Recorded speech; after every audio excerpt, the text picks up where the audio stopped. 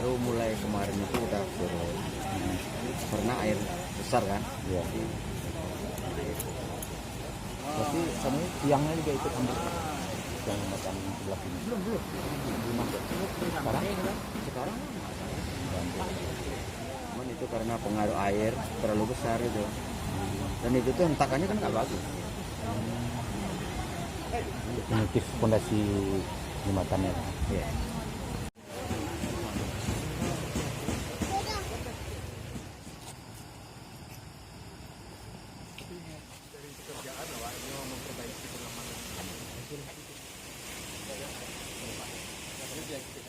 Ya, terima kasih. Assalamualaikum warahmatullahi wabarakatuh. Kita sekarang berdiri di salah satu panel jembatan kayu gadang Lubu Alung yang juga berbatasan langsung juga dengan Sekabu, Kecamatan Lubu Alung. Ini memang pasca jembatan ini siap dikerjakan di tahun 2020. Tepatan dengan akhir tahun 2020 Desember. Jembatan ini sangat luar biasa dan sangat bersyukur sekali masyarakat Kayu Gadang, masyarakat Sekabu Lubu Alung, dan masyarakat Lubu Alung secara keseluruhan. Karena ini adalah satu-satunya dulu jalan untuk menuju pasar Lubu Alung dari Lubu Alung Timur, sebelum adanya jembatan Buayan dan jembatan dari Ketuburu itu sendiri. Kemudian karena ini adalah jembatan yang memang bentang cukup panjang, dan awalnya jembatan ini juga pindahan dari jembatan Pasar Usang, dan itu masih dalam kondisi baik, rangkanya baik, apanya baik, dipindahin ke sini. Kemudian sekian puluh tahun dipakai, ternyata jembatan ini salah satu panelnya yang arah ke Lubu Alung, BLKM itu dihantam banjir, roboh dan hantam banjir. Setelah sekian tahun, 2 tahun genap umurnya, pasca rubuh, alhamdulillah BNPB itu mengabulkan permintaan dari pemerintah daerah Padang Pariaman untuk membangun kembali jembatan kayu gadang Lubu Alung ini yang menghubungkan Lubu Alung Timur dengan Lubu Alung, yang notabene-nya adalah ibu kecamatan yang kantor camatnya terletak dekat pasar Lubu Alung. Alhamdulillah pembangunan itu dilaksanakan tentu melalui proses bantuan murni dari BNPB. Hibah murni dari BNPB sebesar 25 miliar. Dan itu di tahun 2020 ketika itu Bapak Bupati, Bapak Dr. Amrus Haji Ali Mukni bersama dengan Kadis PU-nya Pak Denny dan Pak Budi di BNPB, di BBBD kita. Nah, itu membuat perencanaan yang ini sudah sesuai dengan apa yang diharapkan oleh BNPB, sesuai juga dengan aturan-aturan dalam untuk membuat sebuah perencanaan. Alhamdulillah perencanaan selesai, kemudian dilaksanakan, dan memang dalam pelaksanaan juga sebelum ini siap, sebelum ini dibangun, ketika memulai perencanaan memang juga ada insiden ya, yang namanya ada beberapa rangkaian yang jatuh ke sungai. Itu jembatan lama. Kemudian dilaksanakan. Saya lupa PT-nya apa, karena memang ketika itu saya belum jadi bupati, ya, PT-nya apa. Cuman tetap itu memantau, karena ketika itu saya wakil bupati. Dan bahkan setelah siap, di akhir tahun 2020, pas itu selesainya pilkada, semua orang mengatakan bahwa jembatan Sekabu ini cukup luar biasa, jembatan kayu gadang ini bagus, kemudian perencanaannya segala macam. Tentu kita masyarakat, wabil khusus masyarakat di sini juga senang dan bangga. Tentunya sebuah jembatan yang boleh dikatakan sudah mulai hadir di sini terbentuk sendiri gitu ya, terbentuk sendiri destinasi wisata senja dan malam, ramai di sini. Karena saya sering lewat sini ramai. Kemudian memang cuaca daerah kita tak menentu. Cuaca tak menentu. Ekstrim. Sehingga ketika 1 tahun ini selesai, baru 6 bulan setelah diresmikan oleh BNPB, ketika itu saya sudah jadi bupati, peresmiannya, bersama dengan sestama ketika itu, Bapak Lili namanya, itu meresmikan jembatan ini juga dadakan peresmiannya, makanya peresmiannya hanya gunting pita aja situ, ada tenda kecil 1. Kemudian masyarakat semua berdoa dan bersyukur, alhamdulillah. Banjir 6 bulan setelah peresmian, itu juga banjir besar, banjir bandang yang ketika itu juga bencana bagi kita. Itu masih dilihat dari kondisinya, kondisi pengamanan dari panelnya ya. Itu masih artinya masih terkendali dan aman gitu.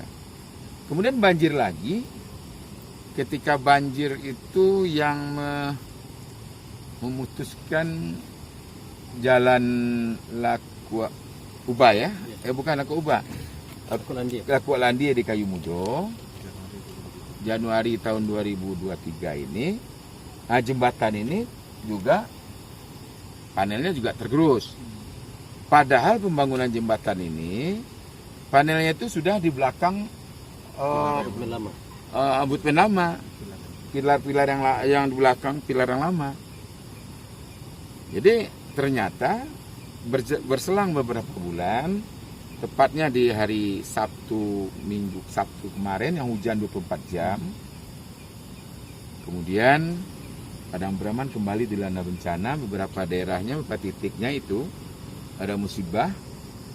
Pertama, Lakua Uba itu putus, tidak bisa dilewati kendaraan roda 4, walaupun kita di Lakua Landia sudah membuat jalan alternatif yang kita uber pengerjaannya. Kemudian yang kedua, setelah jalan itu putus, 1 hari setelah kita menetapkan Padang Preman darurat bencana, tadi malam, tepatnya jam 23.00, jembatan kita ini, panel yang sebelah kayu gadangnya itu rubuh, jatuh ke bawah. Tentu ini semua kita tidak mengharapkan ini terjadi. Pemerintah daerah, jajaran PU, BPBD, semuanya kita juga sudah sampaikan ke Kementerian PU bahwa kemungkinan rencana kita sudah ada, perencanaan sudah dibuat, sedang dalam perancangan. Tahu-tahu tadi malam rubuh. Tadi kita melakukan rapat bersama, mengambil keputusan cepat, dan saya sudah hubungi Kepala BNPB Pak Jenderal Suryanto.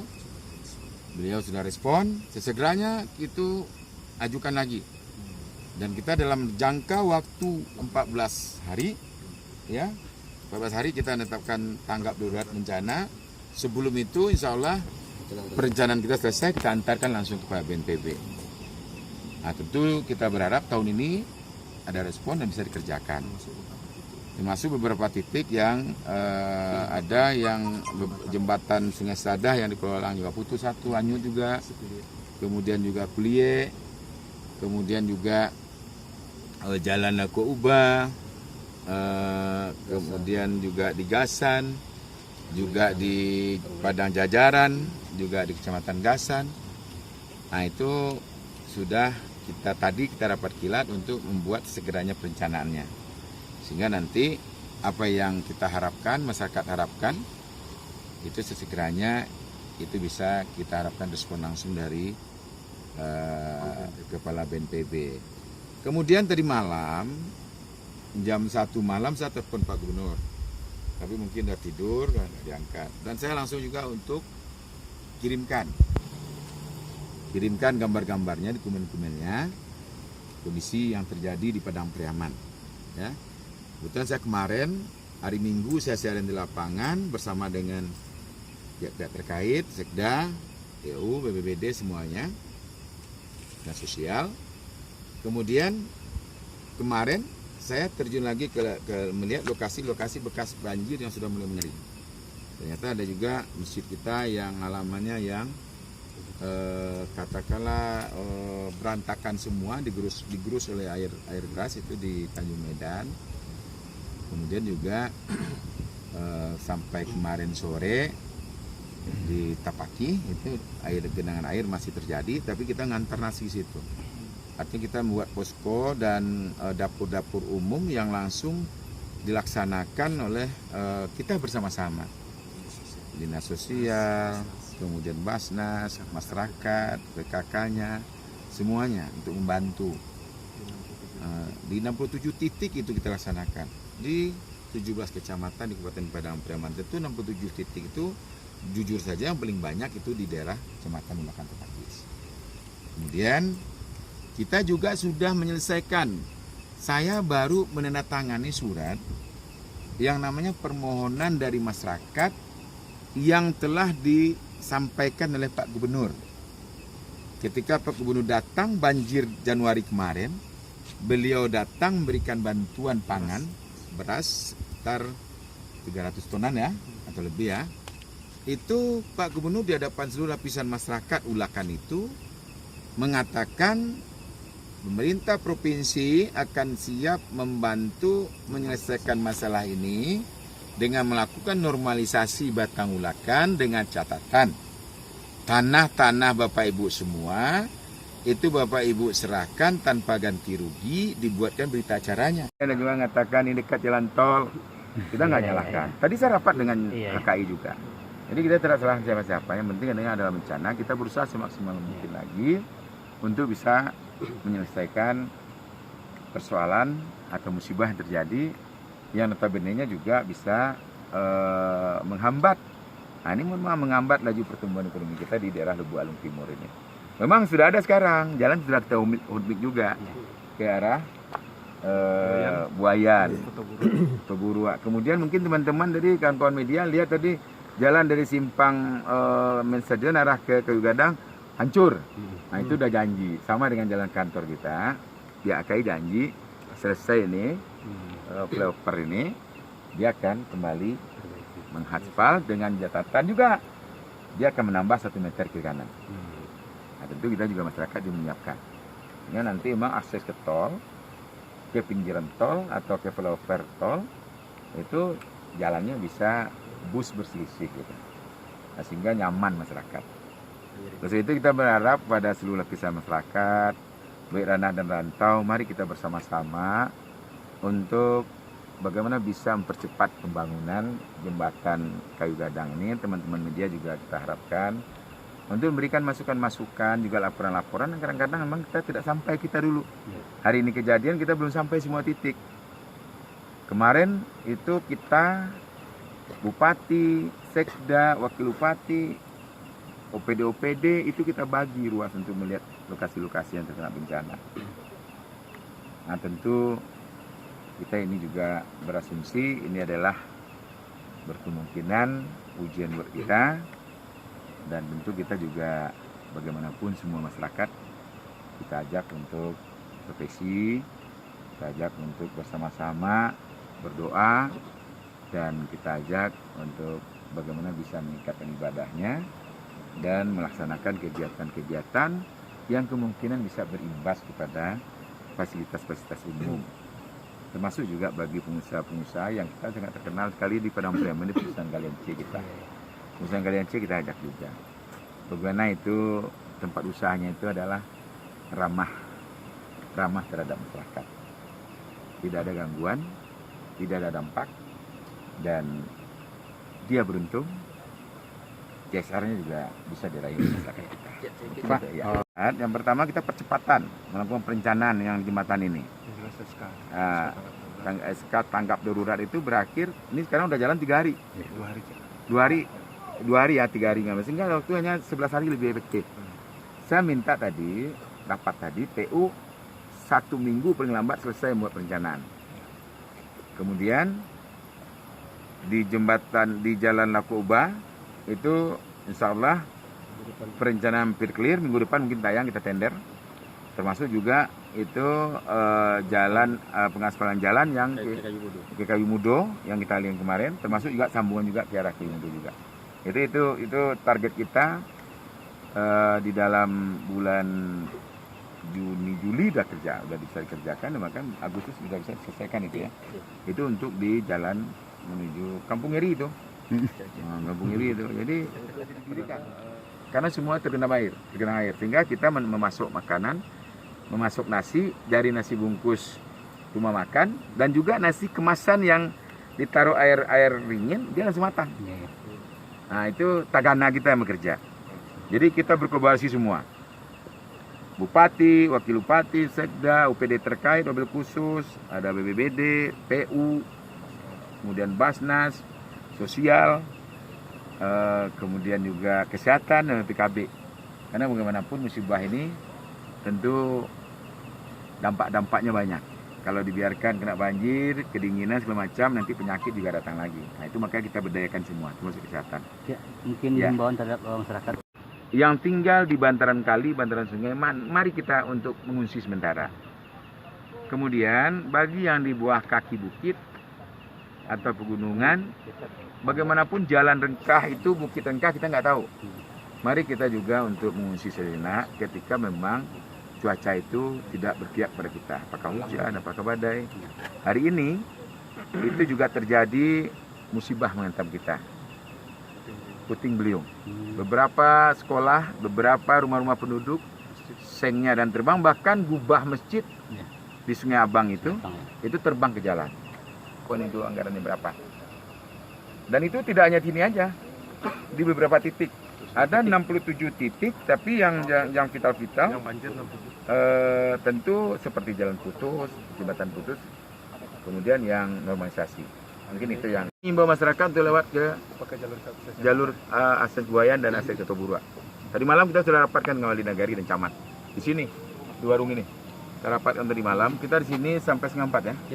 Setengah 4 malam. Itu saya dapat kabar jam 11 baru putus. Jam 11 lewat 7 menit saya telepon, saya langsung berangkat ke sini. Saya telepon PU, telepon yang lain. Kemudian kita rapatkan dengan Wali Nagari Sekabu, Wali Nagari Lubu Alung, Camat Lubu Alung, untuk memanfaatkan sepenuhnya sementara untuk akses ke Kotoburua dan akses ke Buayan. Ini sangat dekat, nggak begitu jauh Kak. Si masyarakat kita terkena musibah juga di Ayat Tajun. Rumahnya ditimpa kelapa sawit, langsung dibelah dua, dan rumah itu sangat menyedihkan juga.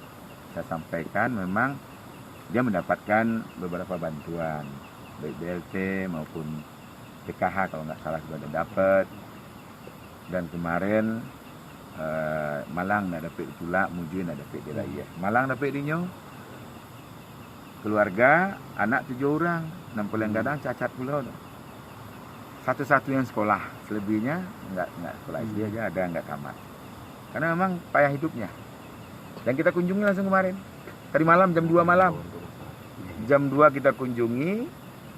Kemudian kita langsung spontan berikan bantuan untuk pangannya, bantuan untuk selimutnya, termasuk juga bantuan untuk beli seng rumahnya yang kena ini.